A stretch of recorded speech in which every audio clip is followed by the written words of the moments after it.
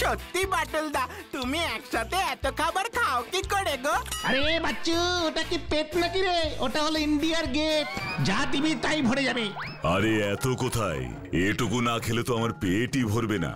আর পেট না ভরলে খাবার না খেলে শক্তি কি করে হবে? আরে ওর জন্যই তোমার এত শক্তি বাটুলদা। তাহলে তো আজ থেকে আমিও তোমার মতো এই এত এত খাবো, তারপর দেখবে আমি তোমার চেয়েও বেশি শক্তিশালী হয়ে যাব। দূর বোকা, ওরকম চাইলেই কি আর অনেক খাবার খাওয়া যায় নাকি? কেন, বাটুলদা তো খাচ্ছে। না রে বিচ্ছু, বাচ্চু তো ঠিকই বলেছে, চাইলেই অত খাবার খাওয়া যায় না। আর তাছাড়া যার পেটে যতটুকু আঁটে তার ততটুকুই খাওয়া উচিত। অতিরিক্ত খেলে শরীর খারাপ হয়। কারণ হঠাৎ এত বেশি খেলে শুধু শরীর খারাপ কেন, মানুষ যে কত বড় বিপদে পড়তে পারে তোদের ধারণাও নেই। তাই নাকি বাটুলদা? তা কিসের বিপদ গো বাটুলদা, বলো না। শুনবি? আচ্ছা ঠিক আছে শোন। বেশ কয়েক বছর আগে এক বিকেল বেলায় পবনপুরের রাজা অমরেন্দ্র প্রতাপের কাছ থেকে আমন্ত্রণ পত্র পেয়ে এক সকালে পবনপুরে গিয়ে হাজির হলাম। তারপর আমাদের নিমন্ত্রণ রক্ষা করার জন্য অসংখ্য অসংখ্য ধন্যবাদ। না না না, এ কি বলছেন? এত বড় একটা এস্টেটের রাজ অতিথি হওয়ার সুযোগ পাওয়া তো অত্যন্ত সৌভাগ্যের কথা। কিন্তু হঠাৎ কি বিশেষ কারণে আমাকে এখানে আমন্ত্রণ করা হয়েছে যদি একটু বলেন। আমি আপনাকে সব বলছি। আমার পুত্র সূর্যকুমার সম্প্রতি তার অস্ত্রশিক্ষা সম্পন্ন করে রাজপ্রাসাদে ফিরেছে। তাই আমি চাই আগামীকাল আপনি একটা পরীক্ষা নিয়ে দেখুন যে সে অস্ত্রশিক্ষায় সত্যি কেমন পারদর্শী হয়েছে। কিন্তু আমি কি পরীক্ষা নেব? সবাই জানে আপনি এদেশের শ্রেষ্ঠ বীর। আপনি আগামীকাল ওর সাথে অস্ত্রশিক্ষা প্রদর্শনের প্রতিযোগিতা করুন। সেখানে ও যদি আপনাকে হারিয়ে জিতে যায় তাহলেই প্রমাণ হবে যে সে কত বড় বীর। বেশ বেশ, মহারাজের যেমন ইচ্ছে। তাহলে কাল রাজপুত্র সূর্যকুমারের সাথে যুদ্ধক্ষেত্রেই দেখা হবে। অবশ্যই।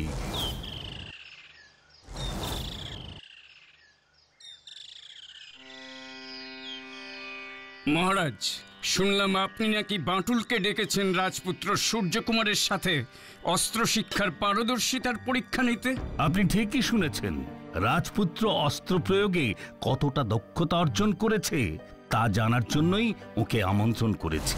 আমার ছেলে যদি সেই বাটুলকে অস্ত্র প্রয়োগে হারিয়ে দিতে পারে তবেই বুঝবো যে তার যথাযথ অস্ত্র শিক্ষা প্রাপ্তি হয়েছে। রাজপুত্র সূর্যকুমার আমার শিষ্য, এই একটা বাক্যই কি ওর শ্রেষ্ঠত্ব প্রমাণের জন্য যথেষ্ট নয়? পরীক্ষা ছাড়া কোনো কিছুই প্রমাণ করা সম্ভব নয়। এটা করে আপনি কিন্তু আমার শিক্ষাদানের ওপরেও প্রকারান্তরে সন্দেহ প্রকাশ করছেন।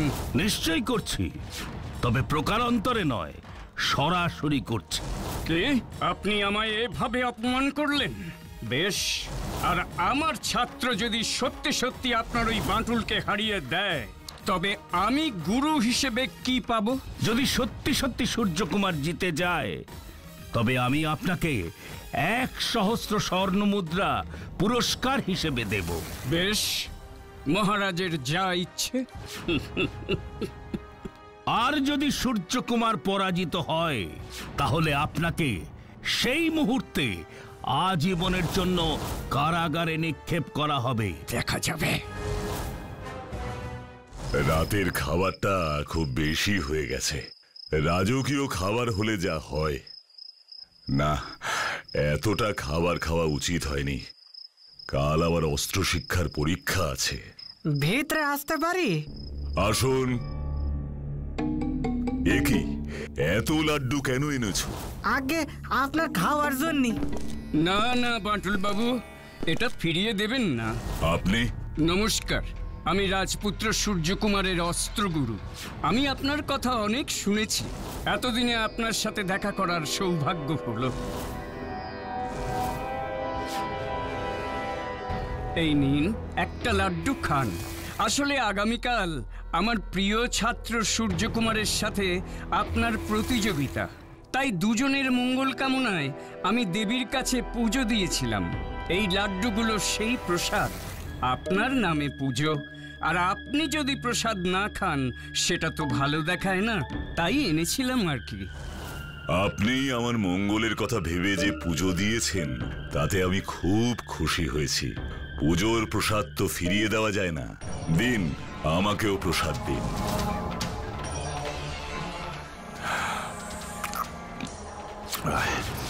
আপনি এবার ঘুমিয়ে পড়ুন, কাল অনেক কাজ। হ্যাঁ, শুভরাত্রি। শুভরাত্রি।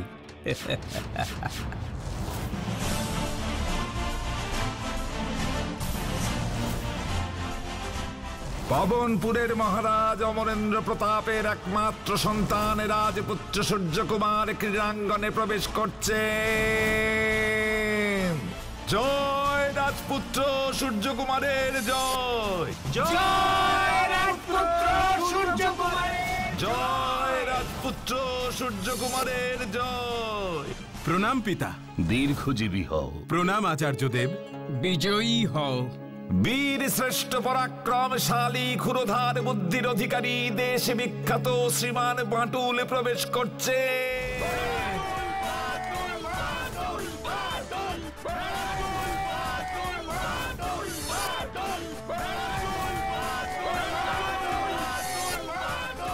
প্রণাম মহারাজ। সুপ্রভাত সূর্যকুমার। সুপ্রভাত। আমার নাম বাটুল। আজ আমার সাথেই তোমার যুদ্ধে হার জিতের পরীক্ষা। আপনাকে কে না চেনে, আমার প্রণাম গ্রহণ করুন। সর্বাগ্যে রাজকুমারের তীর চালনার পরীক্ষা হবে।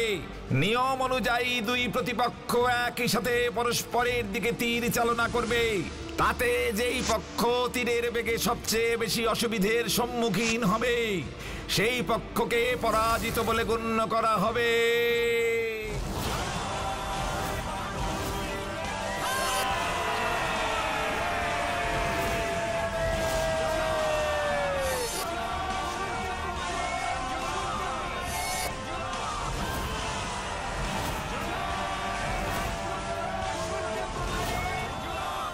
একি আমার এরকম হচ্ছে কেন? চোখে সবকিছু ঝাপসা দেখছি কেন? আর আমার মাথাটাই বা এমন ঘুরছে কেন?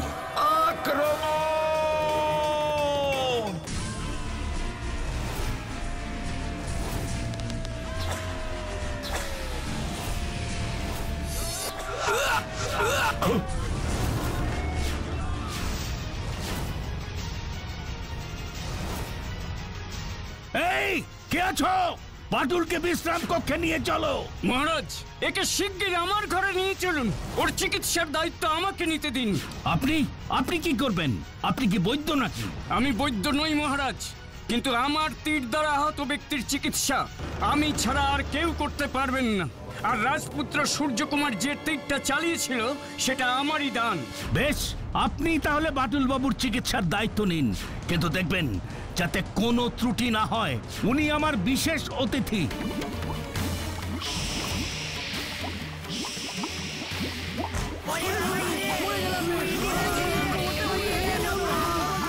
এই দানবের মতো লোকটাকে, এত বেয়াক্কেলে লোক তো জীবনে দেখিনি। লোকটা মনে হচ্ছে অজ্ঞান হয়ে গেছে। উঁচু সাপগুলো তো ভয় পেয়েই সব পালিয়েছে। এই এত বড় চেহারা নিয়ে কেউ এভাবে সাপেদের ঘাড়ে পড়ে? খামোখা আমাদের কতগুলো সাপ ওর চাপে মরে গেল। কিন্তু এত বড় মানুষ এখানে এলো কি করে?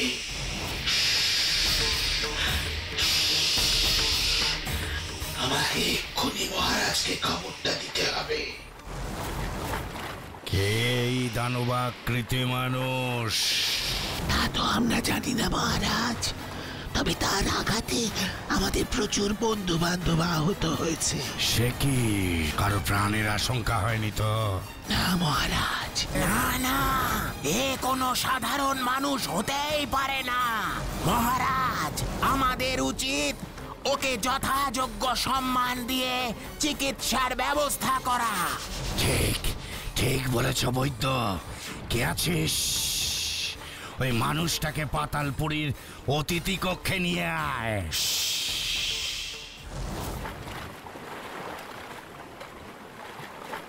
মহারাজ, আমি বলেছিলাম না এ কোনো সাধারণ মানুষ নয়। কেন এরকম বলছো বৈদ্যরাজ? মহারাজ, কোনো সাধারণ মানুষ জলের এত নিচে এভাবে বেঁচে থাকতে পারে না। লোকটি এলো কোথা থেকে আমাকে জানতে হবে।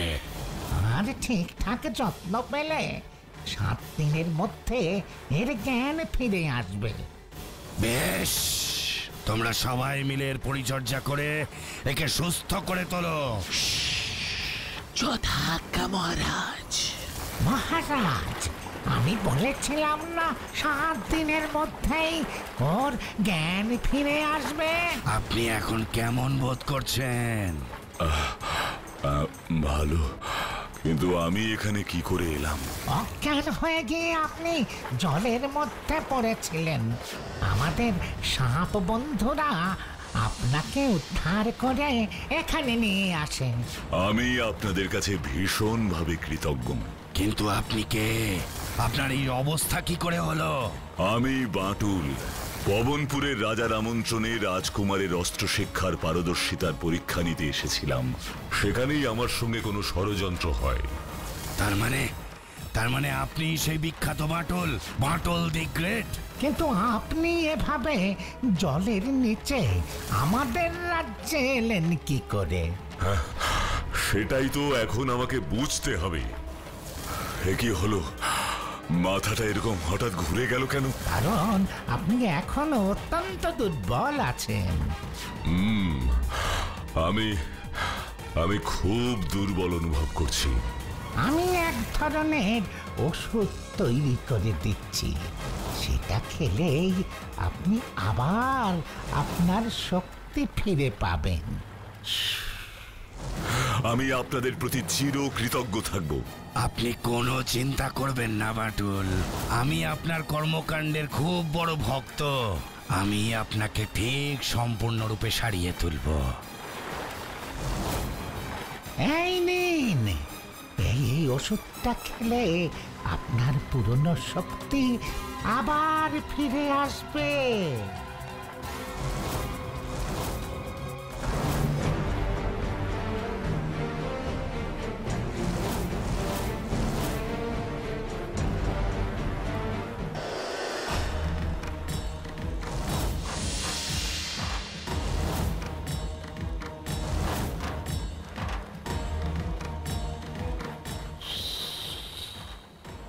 কি বাঁটুল, কিছু অনুভব করতে পারছেন?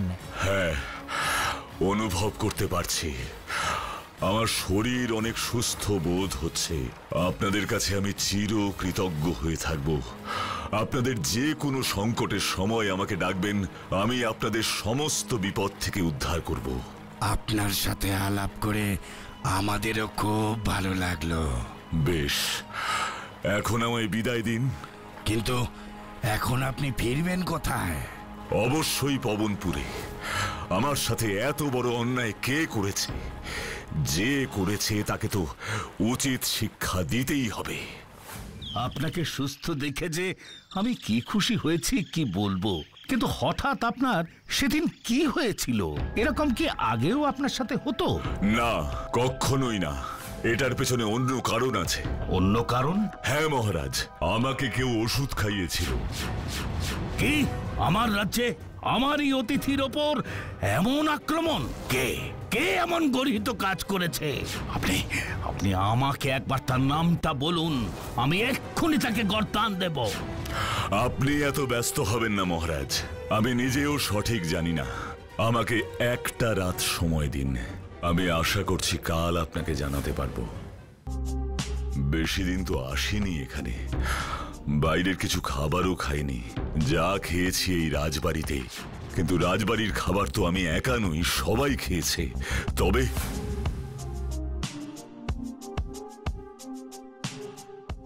তার মানে এমন কোনো খাবারের মধ্যে এমন কিছু মেশানো ছিল যা খেয়ে সেদিন আমার খুব ঘুম পাচ্ছিল, দুর্বল লাগছিল। তাই রাজকুমার পবন কুমারের ছোড়া তীর আমাকে আঘাত করে। হ্যাঁ হ্যাঁ হ্যাঁ, আমার বেশ মনে পড়ছে।